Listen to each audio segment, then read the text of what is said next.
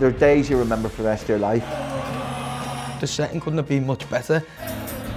Even now I'm talking about it, my face hurts. I struggle to think of a better hour I've ever had. Pride really was be kind of overwhelming emotion. Dream come true, 100%. Our city, what it's about, music, culture and football, that's about it. I felt like the luckiest lads in the world, you know what I mean? Like, what right have I got to be there doing that? With what happened in Kiev, it was all a little bit sort of last minute, wasn't it? So I think the club had probably been working on things for maybe after the Bayern Munich game. I think things had started to be put in place then. So I always had a sense that if we were going to the final, like, I'd be doing something there. The question of how big it would be was like unbeknown to me. It was just, I knew I'd be there or thereabouts. Well, whether I was playing or not, I would have been in Madrid on the final. But the result in Barcelona happens, and you're writing off all your Madrid plans, aren't you? Not just the stage, but you know everything, that the hotel that you've got ready to on free cancellation and all that. The flights you got lined up, you know, everything's you think's getting written off, isn't it? After the first leg at Barcelona, I think I sort of started to forget about it.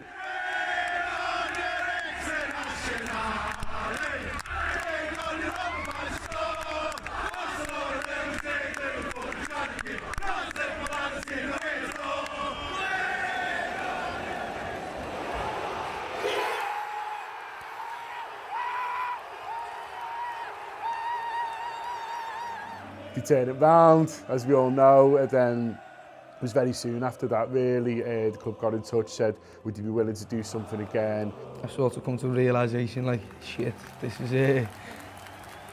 This is gonna be big, this. I know the club were quite keen to do, like, slightly different, for it to be a bit more kind of diverse and stuff like that. So we know Chelsea Grimes quite well, so we put them in touch with Chelsea. You know, Liverpool in a final, everyone's just going to be buzzing, so I was excited more than anything, but yeah, it was a little bit scary, I'm not going to lie. The night before, I was out on Lark Lane and Danny Nichol phoned me. And then John Johnson, the two of them, just said, look, we've got you some time on the stage. You're up for it, 100%. Dream come true as a young lad. Liverpool was my life, supporting Liverpool, going to the game with my dad and my twin uncles. And then as I hit 15, 16, it kind of become music. It was kind of my life, and playing guitar in the band. You know, playing on that stage was kind of the two of them combined. It was just like, it was amazing, brilliant. The name that won't be mentioned a lot is Tom Cassidy, who works for the club and is a Copite born and bred, season ticket holder on the Cup. And he put together the fan park in Madrid on such a small budget. If you were running a music festival, you wouldn't even dream of trying to do it on the money that he was given to host something for the fans. And it just got bigger and bigger and bigger. I know Tom really, really well. He's one of my best mates, and he was. I don't think he slept for a month. It just kept getting bigger, and the estimations, we got to open up more streets. We got to have more health and safety here. We've got to do this. We got to do that. The footage of Shevchenko Park after it had gone around the world, and there was people, Liverpool fans all around the world, wanting to come to the final without tickets and looking forward to the day. You know, for many people, you know, the square in Madrid, that was their final, that was their match, you know, that was their kind of big event of going. So I think everyone knew that, you know, it had to be big, it had to be better, it had to be kind of, you know, people had to be able to see and stuff like that, and kind of get in amongst it and be part of it. So, you know, it was a huge square, you know, absolutely massive, but just amazing to see it full of red.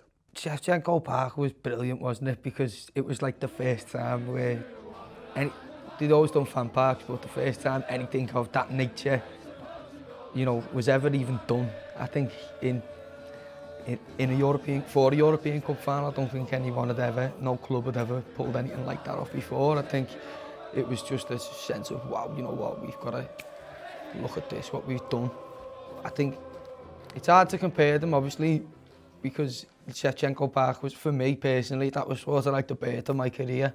If you like, you know, after a couple of days before LA got released, and like it started, things really moved quickly around that time for me. So it was like, it was a sense of, wow, this is just what's happened here. This was brilliant. But at Madrid, you know, the problem with Shevchenko Park was I couldn't see past the 150 people really, because it was just, the stage was low, you know, that many people all compiled in your face. I mean, you look back at the videos with Shevchenko Park and you go, wow, like, unbelievable. 10,000 people in that short, you know, area that we had, that small space. I always say, you know, we're ambassadors for the city. Forget the football club. When you go away and you see people who you know doing really good stuff like that, it's just like overwhelmed really, and just like a pure beam of being proud for them. And like that's the way I felt watching them Shevchenko Park videos, and then when I saw the Anfield Rap lads doing stuff, and you know, it's just like, go ahead, you're living your dream. When I turned up in the morning in Madrid, I think it was like, what? This is like, and I seen the stage, and I seen how far it went back. I was like, oh my God, like this is, what is this? Like, Madrid was like Kiev times 10, you know, times 100 really. And, you know, Kiev felt a bit thrown together, if we're all honest. You know, there was the stage was quite small, the backstage area, you know, it was kind of like, you know, a bit kind of thrown together as well. And obviously, they didn't know how many people to expect in Kiev, so the actual area where people could stand in front wasn't that big. Obviously, there was the fountain, and then people just kind of, you know, in different areas of the park, just listening and then climbing up on trees, trying to get vantage points and all that. So I think for Madrid, they went in with bigger expectations. They knew how many people would want to be part of that. I think when you're in Madrid and you're meeting fans from all over the world, it wasn't just Scousers, it was literally, I met people from all over the world who were there to watch our team. And yeah, I definitely felt very, very lucky to be a Liverpool fan. Wherever we go in the world, I don't have to say I'm from the UK, and then here I just say I'm from Liverpool. And no matter where you are, whether it be South Korea or like Australia or down some pit in wherever, people know Liverpool, and probably because of the football club or the Beatles. There was 10 Liverpool fans for every one Spurs fan, or 6 for every one. It was just like a town takeover. It's that fanaticism of like, how many of those people had tickets? They would still just make that journey to be nearby, and I think there's a few clubs would be like that, but very, very few. You know, it's not many clubs. I don't think you could do that. You know, you've seen footage of what Tottenham put together, and it looks good. It looks like they're having a good time, but it's nothing like that. It was like, you know, a festival. It was like looking out and, you know, it's just people as far as you could see, just a sea of red as far as you can see. And that makes you proud. You know, proud that you support this football team, proud that your club are able to do this. You know, get together, you know, have the songs going, you know, that sense of kind of community, that togetherness that other clubs just don't seem to get to quite the same level. I'd say just pride really was the kind of overwhelming emotion. Nerves just like started to build in me, as well as excitement, obviously. I think honestly, like the biggest crowds obviously you see would be like Glastonbury or something like that, but I think it was just, you know, the colours and the flares going off, and there was people on statues and beers getting flung around. It felt better than a festival, I think. So I haven't played Glasgow yet, but if I do, I still think that'll probably top it. My worry was originally, right, I was thinking, are 50,000 people going to behave themselves for long enough that it doesn't get shut down? By the time I get on, it could be a full-blown riot here, you know what I mean? There's that many of us in the same space. Pre-European Cup final, in the sun, you know what I mean? The setting couldn't have been much better. Just when I seen all the other acts to get on, it just gave me more of a, I was like, I just want to get on there now, and obviously the build-up was massive, but... So we knew we were going to be on early, so we were on at 11 a.m. John Gibbons is going to play you one more song. John's been fabulous here today. Let's have a huge round of applause for John Gibbons. So for us, it was just about sort of getting everyone going, really. We didn't, you know, we know people didn't want necessarily a gentle introduction to the day. It's final day, isn't it? It's party time and people want to get going. Can either do World in Motion, or we can do the Anfield Rap. Okay. Basically, John Barnes wants to do the Anfield Rap, or they wanted John Barnes to do it. And he said, with a few of the lads help us out. So it was meant to be, I think, me and Neil and maybe one other. And then everyone else kind of like disappeared at the crucial moment. So we wanted to do it, and I looked around, I don't know whether they go on the toilet or the bar or something. All right, all those sounds a pound. I'm Kushti lad, But there's nothing down. the rest of the lads ain't got it sussed. We'll have to learn how to talk like us. Well, I'm rapping now, I'm rapping for fun. I'm the goalie, the number one. You can take the mick, but don't call me a clown. Any more lip and you're going down. Walk on, with hope in your heart, and you'll never walk alone. Here we go, my turn. You two scousers are always yapping. I'm gonna show you some serious rapping. I come from Jamaica, my name is John Bonnet. When I do my thing, the crowd go bananas. How's he doing the Jamaican rap? He's from just south of the Watford Gap. He gives us Jim about the north side divide because they got your jumps. Yeah, but we got the side. There you go. Thank you. Thank you. It's a bucket list moment, that, isn't it? If you've ever, yeah, Gibbo was made up. He wouldn't be, you know what I mean? It was a surreal experience because I think it was the first single I had, the Anfield rap. It was 88 when I was 6. I've not seen this footage before, actually. I've seen a thing from the crowd, but this close is sort of quite surreal to see there. Johnny was just up there because I think we were on the same show a few days before on like Channel 4 or something talking about the final, and he was like, oh yeah, I seen you on the show. And I was just like, oh, John, you know, how are you feeling about your set? You know, you're more nervous about the game or your set? And he was just like, just calm as a cucumber, just like chilled. He was like, all right, bye, I'm just going to go and do my rap now. And it was just like, I'm just chilling with John Barnes and he's going to go and do a rap now. And then I'm performing after him. No biggie. Last year it was sort of thrown together. This year we've got like John Barnes on the early slot, you know what I mean? It's like, it's got a little bit ITV, this, hasn't it? I want to do Craig Johnson's as well because, well, came for England looking for fame. So come on, Kenny, man, give us a game. Yeah, so now I remember I'm getting the texts straight from home. I think they must have shown it on the news or something, or it was on telly anyway, because getting the messages saying like, how have I just seen you on telly doing the Anfield rap with John Barnes? And I'm like, yeah, I don't really know, to be honest with you.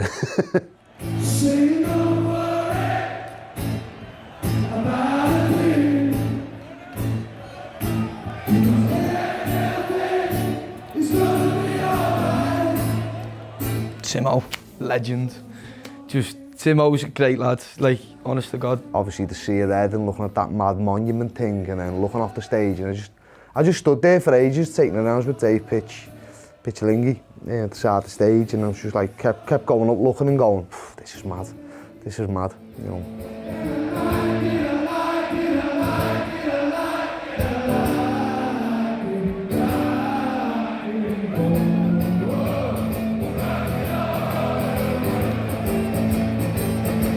He has nerves about his acoustic stuff. He's fully confident when it comes to the T Street Band and the Maybe stuff, but when it comes to him with the guitar, it was just brilliant to see him go out there and get the reception he got, and he's like, I've always sort of looked up to Timo, and like, just to share the day with him was brilliant. Put yourself in an uncomfortable situation and things that you're not used to and things that you find hard. And if you overcome them, then you sound like, yeah, it was an experience. I phoned my dad straight away and you know, it was just like, I wish my half fella would have been there. My twin uncles were there, but they never ended up making it to the park. I don't know, it was just experiences, and the experience was brilliant. I would love to share it with the lads and play our own music, but we never. I played a load of covers, sound.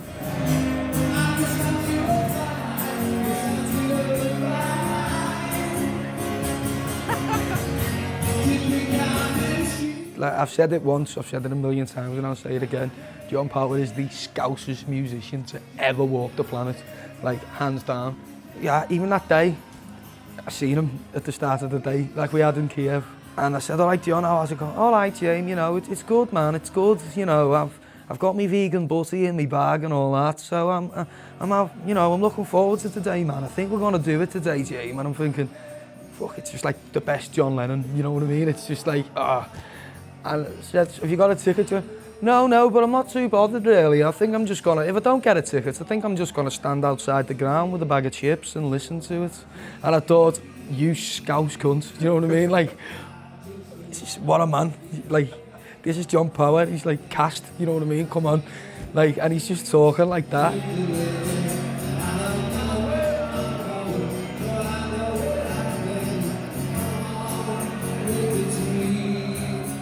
when he plays You'll Never Walk Alone, like, wow.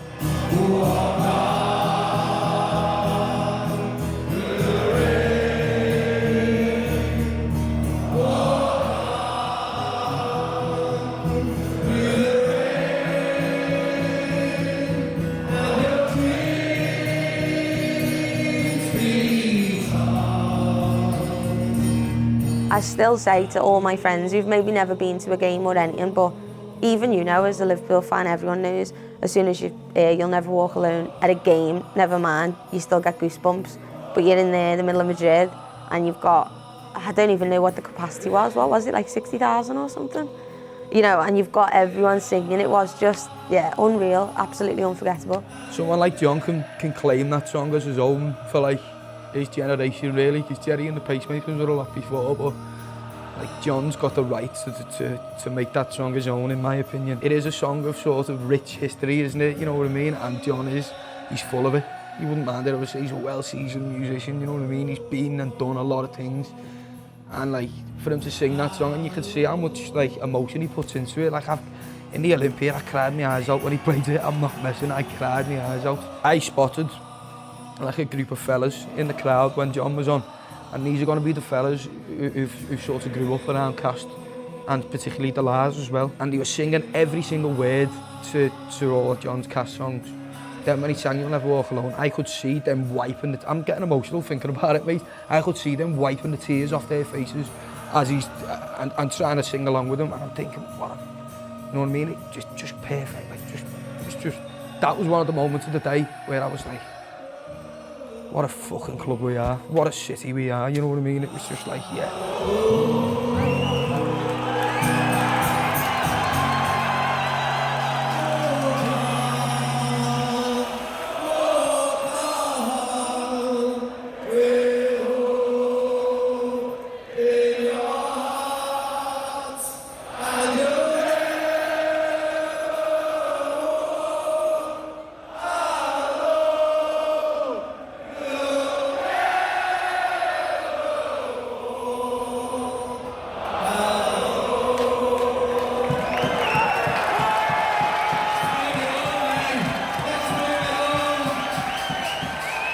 His last song is You'll Never Walk Alone. He does You'll Never Walk Alone just before I have to go out and DJ. It was one of the moments of the day, if not the moment of the day. And halfway through, my mate Sesh just leaned in and she just went, "You're fucked, mate." It was like Jimi Hendrix, do you know what I mean? When he burnt the guitar. Yeah, beat that. So that was like, I was loving it. And then like my mate goes, "You're fucked." And I was like, oh no, I've got like, what's my first tune? Ladies and gentlemen, it is a fucking honor and a humble privilege to DJ you beautiful people for the next door. It's one of the fucking greatest moments of my life. Yeah, I enjoyed Colin. It was very different, wasn't it? But that's good. Different's good, isn't it? You don't want 6 hours of the same. You don't want, 6 hours of, people singing the most Salah song. You want kind of different stuff. You want to mix it up. I started making a list of songs that like my granddad would be all right with and my little brother would be all right with, and it was the smallest list of songs ever. I'd seen him in Munich for the boss night and he was doing his TV stuff, and I was thinking, well, what's that going to work on a stage in front of 50,000 people? But it was only the night before when he sort of told me the plans that he had. I thought, yeah, you know what, I'm actually looking forward to this now, because he's a mad fucker, he's crazy. Took it in some directions that I wasn't necessarily expecting. I'd put Bohemian Rhapsody in near the end, and that was what, like, a few people went, really? And that was like the biggest buzz ever. Like, just watching them go absolute, just losing their shit to it was brilliant.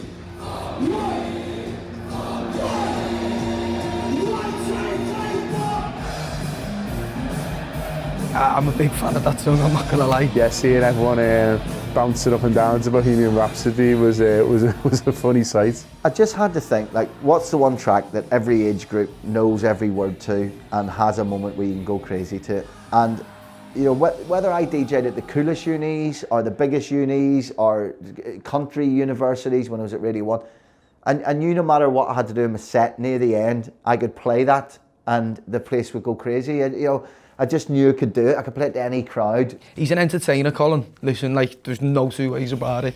You put him in front of a room of 5 people, he'd have them doing the Macarena, you know what I mean? He's brilliant. He really is. You love the people that are there. You love the reason why you're there. you love the songs and what they're connected to, and everyone singing them. It was so many moments in that stage, I would just stop and just look out and just be like, what is going on? I can't compare it to anything. I've never really had that euphoria. That crowd, honestly, no, I've never seen anything like it.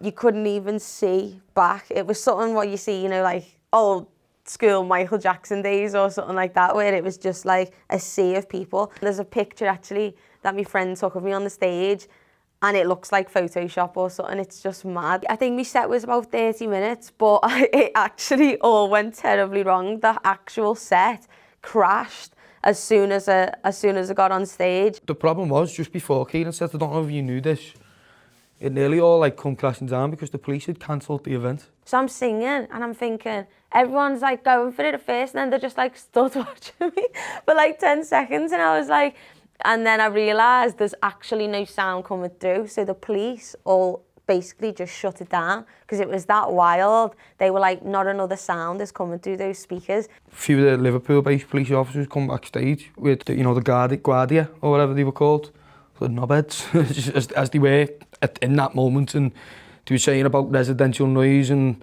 this, that, the other, and we're like, hang on a minute, it's me and Kieran, but it's the fucking finale here, mate, you know, an hour and a half and we're all going to the game. Just, if you call this off now, there's going to be a fucking riot, literally. It's going to be worse for you.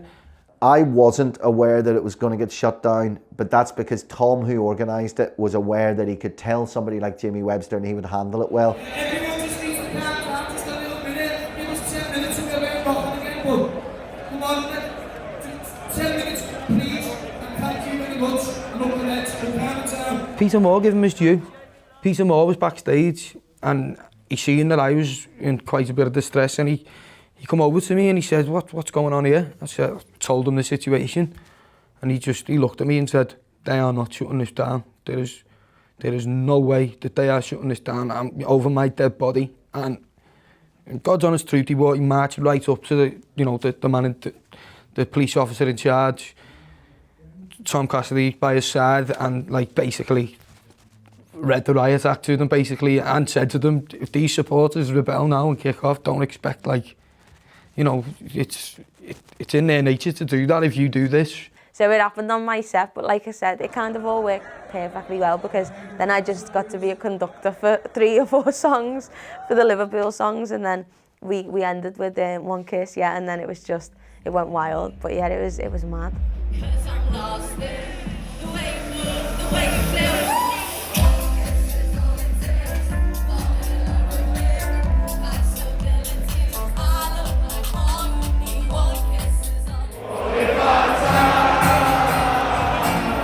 We've come to Madrid to win it 6 times.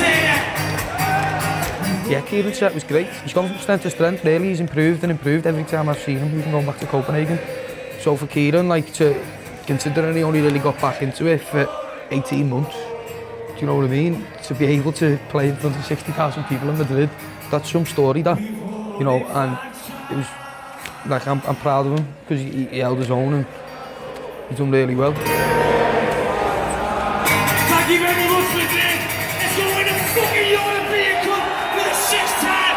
Thank you. So only a couple of years ago, he wasn't doing any performing, and he's going out and playing, you know, probably the same kind of crowds what Paul McCartney's playing to. And we had that joke on the day. You know, it's like, I don't think many people from Liverpool have played that many people on the guitar on their own, you know, and the 3 of us, you know, and cracked on and done it. It was brilliant. Like, I think everybody on that stage knew that, like, we were all the warm-up, no matter how good it was for us. He's ready to go win a fucking European Cup. I can't even explain the feeling. It was like, it was just a racing. All my felt my whole body was racing, like just against itself, to sort of like just keep where you need to be. Don't go down here, or don't go too far up here. Just stay where you are. You're in a good place. I love Jamie. He's amazing. I think, you know, he embodies everything about us, what we are. You know, we love music. We're passionate. We love the game. And, you know, for him just to be doing what he's done, and he's took, you know, actual songs from from him to turn him into singing in stadiums and all that. I think it's incredible. He's one of a kind, and he's boss, literally boss night suits him.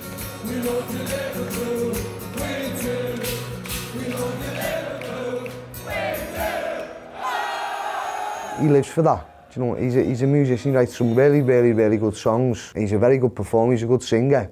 And standing behind him, watching just a lad on a guitar, entertaining 50,000 people, you know, without any support or without a record label or without a publishing deal or without anything. That's just what he thinks is right. It was just such like a rush of like euphoria and adrenaline, like through the mid part of the set. I remember the Van Dijk song really clearly. He's just a fireball, like on stage. It's just like, it's infectious.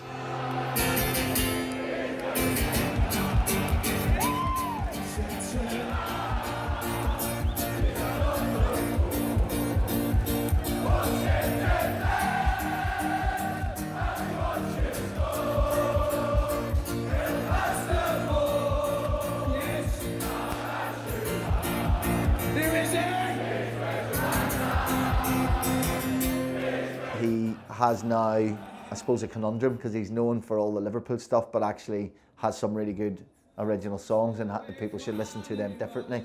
I remember playing my own song, Weekend in Paradise, because two lads had made a fucking banner with a Weekend in Paradise on it, and one was at the back, and I could see it, like a few thousand people down, and I was like, shit, that's my song. And I like give them a mention. You've never got no money because of all the times you lend. Was it a pointless 3-day bender or a weekend in paradise?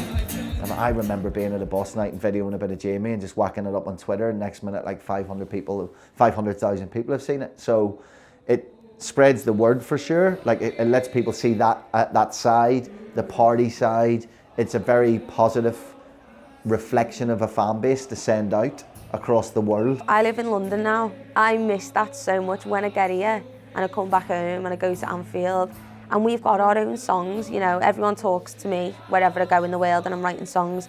They'll say, oh, Liverpool, oh, the Beatles, and everyone knows us for that. But I think people know Liverpool as well for the football we play and all that, but they say when you go to the ground, the songs that we have are just boss. Like, no one else has them. And I think, yeah, just what he's done to just put us on the map even again for being musical in the sporting world as well.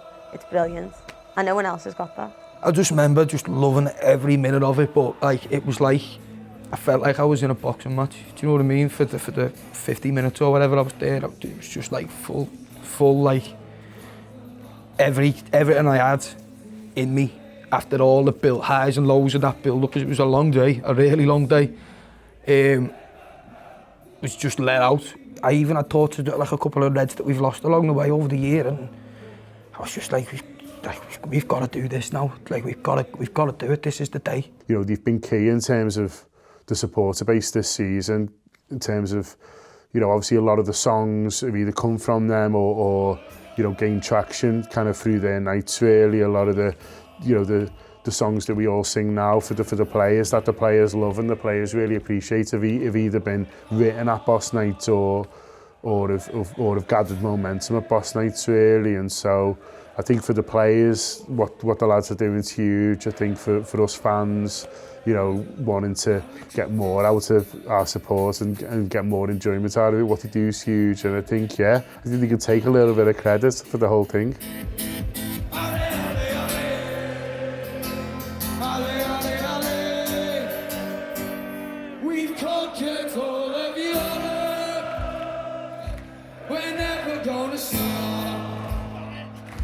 From Paris down to Sydney, we've won the fucking lot. For Paisley and Bill Shankly. I remember playing LA, and it was when I was really starting to like look back at, you know, the crowd, all the kids on the front, the kids behind me on the stage, people on the front row, and seeing their faces, and then like just looking back at the sheer amount of people, and I just remember like in between every word, because I was just every bit of emotion in me was just about to be let out, and I was you can see it, like I'm trying to like keep where, like I'm saying, keep where I need to be to sing the song, because I could just see the carnage out there. I could see 60,000 Liverpool fans arm in arms, and I've sort of brought them together, you know what I mean? And it's like if I'd really a part of this, if I'd really done this, everyone was just together, weren't they? It was just that's the beauty of like what we do, you know what I mean? It's we make people feel part of something, we make people feel together. At the end of the song, I think there's a video that's gone out, and you can see I'm fucking trembling with everything I've got, and I'm just scared. I can't even remember what I was screaming. I'm just screaming words at the crowd, just saying, come on, let's fucking go and do this now, you know what I mean? This is ours, let's go and take it.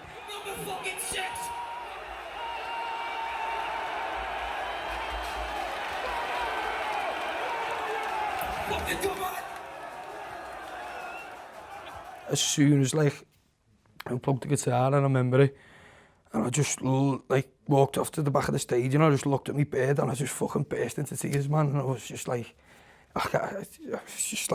they were coming down my face, and I couldn't stop it.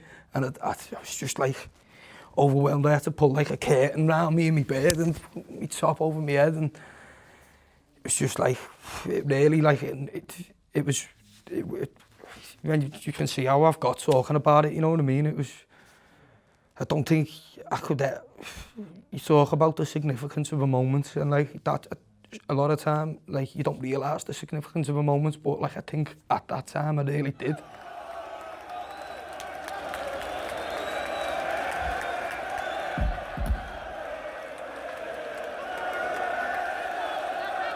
I felt like the luckiest lad in the world, you know what I mean? Like, what right have I got to be there doing that after the gig? And like, you know, everyone was sort of still, and like that was fucking, I just remember people in my face, and it was just like all fast, and trying to walk from the backstage bit to the little pavilion where we had to all my stuff. And I just remember people being in and out my face, people getting pulled away from me. My dad like fucking fighting people away from me, because like I didn't have an ounce of energy. I was like, I thought I was gonna faint. I was just like zapped. And I got a taxi to the ground on my own, walked into the ground on my own, like, was up in the gods on my own, and I needed it, do you know what I mean? I really needed it, but like, I was like, right, it's time to win this fucking trophy now.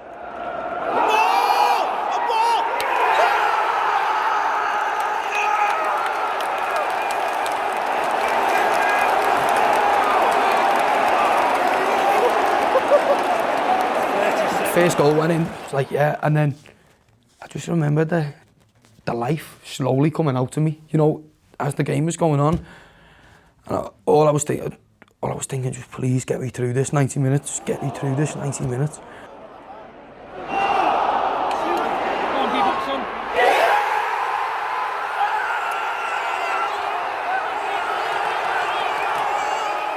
But then like Origi's goal went in, and then it was like, you know what I mean? It was like, hello, fucking, I'm awake again now. Like, I remember just grabbing anyone around me, just throwing them, just, we've done it, this is it, we won the European Cup, I remember saying 6 fucking times, you know what I mean? Just screaming it.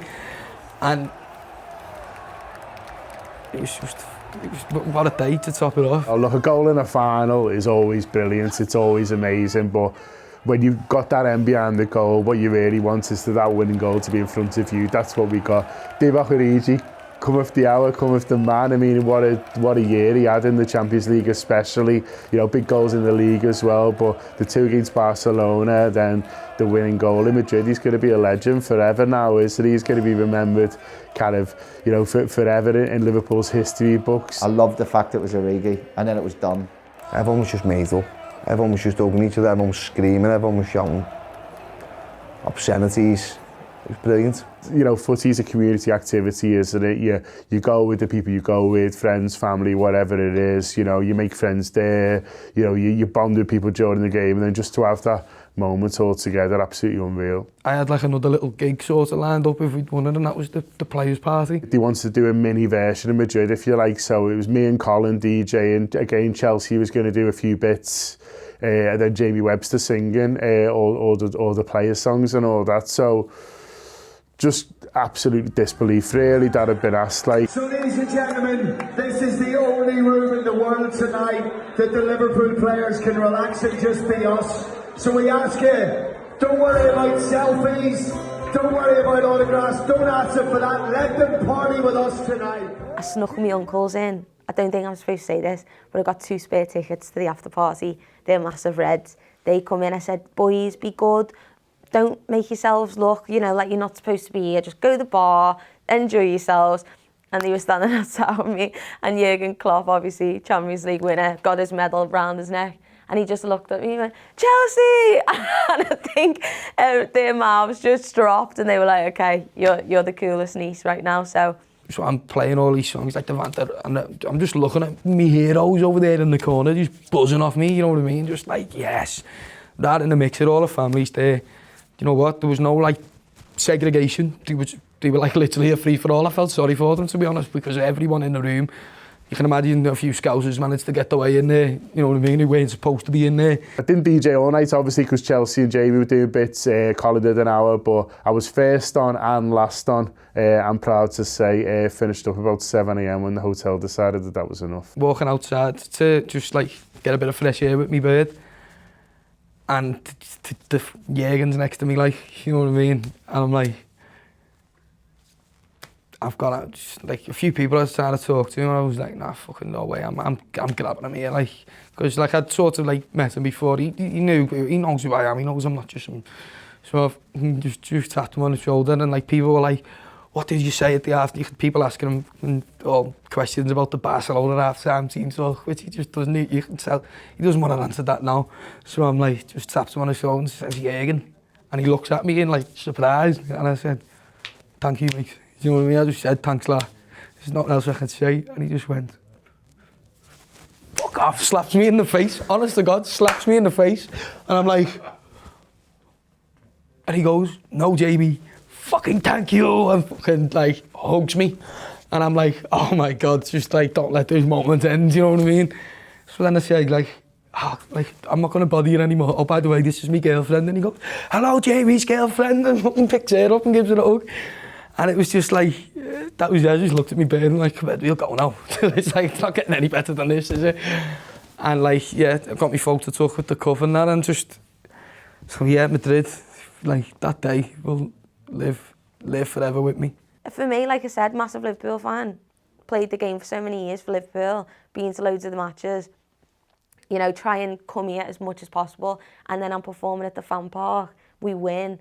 Steven Gerrard knows who I am, Klopp knows who I am, and I'm performing at the after party and Mo Salah's daughter's singing with me. It's like, there's not much better than that. They're days you remember for the rest of your life, and you know, they are as much about who you're with and the community of it than anything else. I try not to dwell on things that I've done. Once I've done a gig, I'm like, right, yeah, like, what's coming next? You know what I mean? Sort of thing, as most people are, but it's like, I made up that I've come in and like sort of talk through the day, because it does it well for a selfish reason. It makes me feel a fucking hell of a lot better about myself. But even now I'm talking about it, my face hurts, because I feel like it's still one of those things that I'll never forget. That will be something that, you know, I'll tell my grandchildren about and everything forever. Just super proud again to be a Red, and for them to ask me and just, yeah, get music involved with everyone. It's just boss. I think that's, like I said, our city, what it's about. Music, culture and football, that's about it. Today, the best day of my life. Like, there's no one can ever, no matter what I do with my career for the next 10 years, whether it spans out for the next year, the next 2 years, you'll never ever be able to take that day away from me. And you'll never be able to take that day away from the 60,000 people that were there. You know what I mean? Amazing experience, humbled personally to be asked to get involved with the fan park again, you know, to be asked to get involved in the celebrations and in the players' party. But obviously between all that, the most important thing is Liverpool won the European Cup, and you know, the fact that we're back where we are, where we should be, in my opinion. European royalty with that 6th European Cup is incredible, and what this team have done, what the manager's done, you know, is amazing really. You know, you think back to when Klopp took over and we were a bit of a shambles really, and the squad wasn't good enough, and I think fans were feeling a bit despondent as well over the future of the club and where Liverpool sat in terms of the hierarchy of European football, and we were seeing all the money that Chelsea were able to spend, the wages that United were throwing about, and you're a bit worried that are we kind of second tier now, but Klopp's changed that, and he's changed it all. He's put us right back at the top. We're European champions again, 2 finals in a row, second time we win it, and now, you know, you don't feel like there's any football club that players would rather play for. There's certainly not a football club that we'd rather support, and it's just absolutely brilliant again. And it's now, you know, the club against this huge source of pride for people in the city, for supporters all around the world, and yeah, what a time to be a Liverpool dude.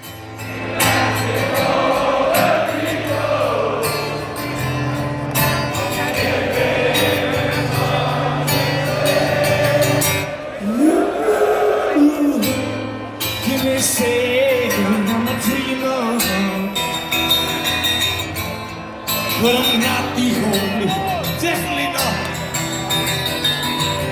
I hope someday you will join us, and the world can live.